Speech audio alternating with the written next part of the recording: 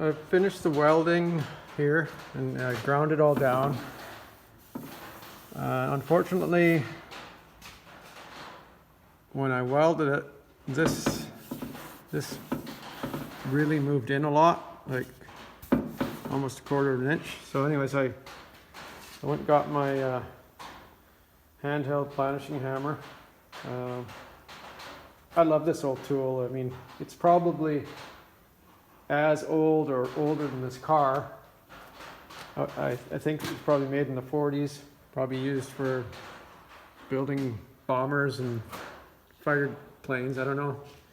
But it's old. So I ran that over this area here and got that brought back out. Unfortunately, because of the brace that's in here, I can't get into this area. Now I got a low spot there. And I've also got a low spot here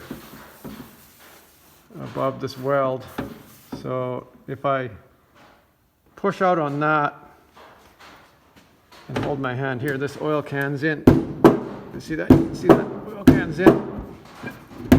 So this is probably a little high here actually. Yeah, see that's rocking on there. So I need to get a shrink in here. If I shrink this, that might relieve this a bit and it'll flatten out, but I need to shrink that right there.